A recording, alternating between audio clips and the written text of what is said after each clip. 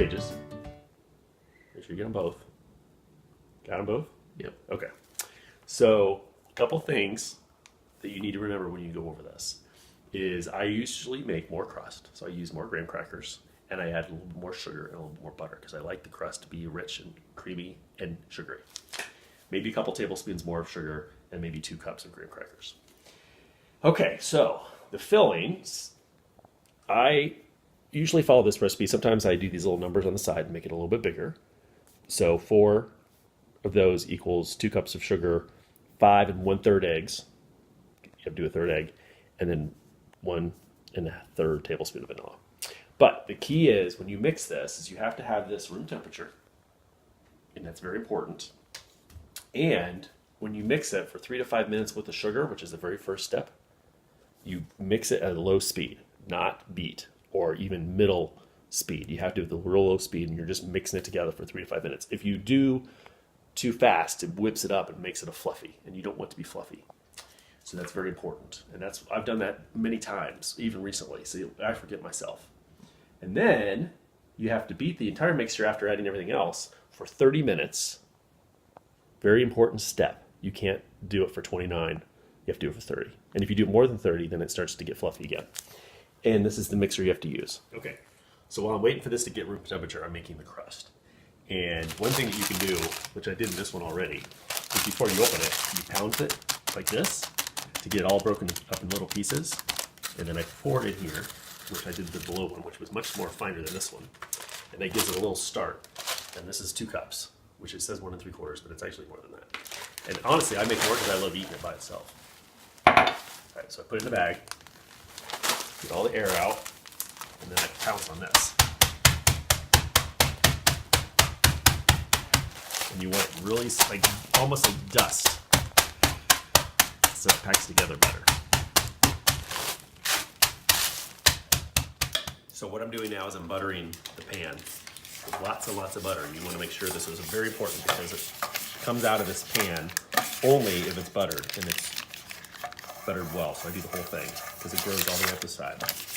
Here's what the consistency of the crust after it's all mixed. And I melt the butter completely. 1 stick of butter, about 2 cups of the graham crackers, and a little bit more than a 1/4 cup of sugar. And this stuff is so good to eat by itself. I always save some. All right, so then I'm going to pour it in here.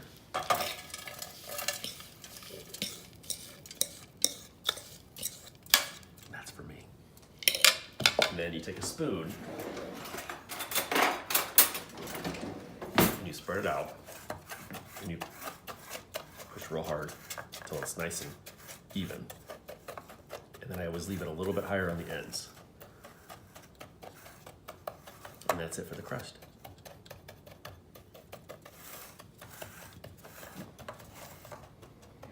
Okay, so now I'm making the cake, and it's the cream cheese and just the sugar that gets mixed together, again, at the slow speed for 3 to 5 minutes. But because I do it slower, I have to stop sometimes and make sure it's all mixing. And then let that go. The key about the eggs, which I'm doing while I'm doing this, is to use large eggs. Don't use extra large eggs because that puts too much egg in it. And most times when you have a recipe that calls for eggs, you're supposed to use large anyway. But I've made it with extra large before and the cake is awful. So you gotta use large eggs. And then now I'm doing this for 3 to 5 minutes, as it says, but I'm pushing it down to mix it because it just sits on the side. And I always feel the bowl. If it's super cold, that means it's not room temperature yet. And right now it's feeling pretty good. So I think we're okay. We're 15 minutes into it, because I set the timer for 30 minutes. 15 minutes left. And I stopped it to get everything off of the bottom, because on the bottom of it, even though it does a pretty good job, it has like a thicker layer. So I try to get it all brought up to the top to make sure it all gets mixed. Sometimes I forget to do this, and it has a big lump in the cheesecake when I pour it in. So I make sure everything's mixed pretty good in there.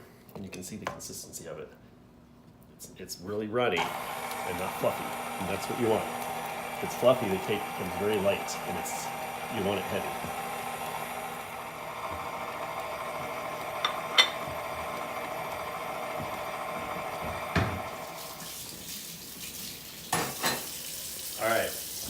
30 minutes is up. I already poured it in.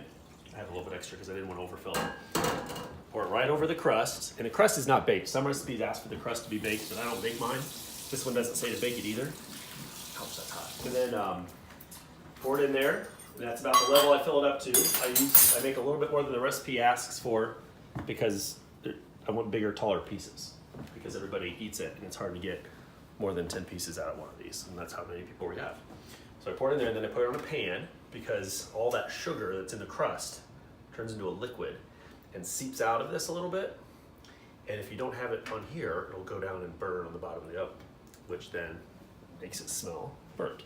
So I put it in, 300 degrees. That's low, but that's what it goes in at. And it says about an hour, but it really takes about an hour and a half because I like it more like a cake and not runny. If you like it runnier, then you cook it less. And my rule is as soon as the top gets brown, like starting to get brown, then it's done.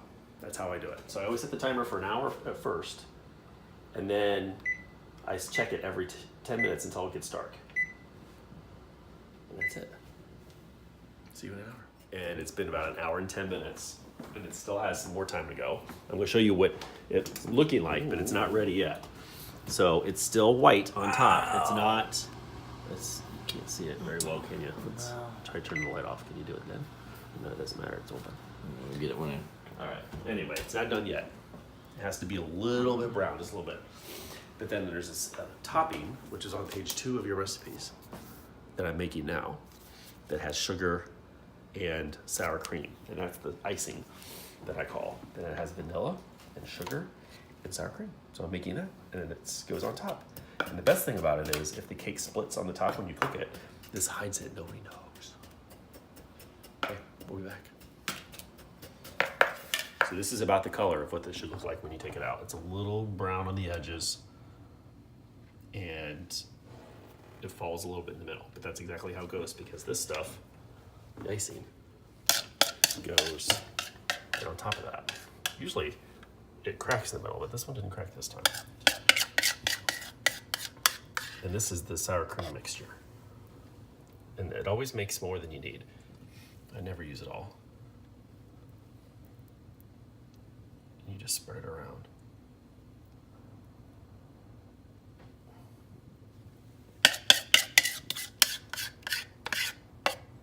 And then you gotta bake it again.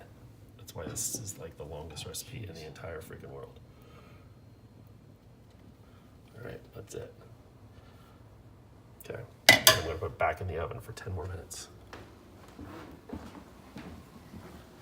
I had to let it cool for 20 minutes before I put that on. So I always set the timer for 10 minutes.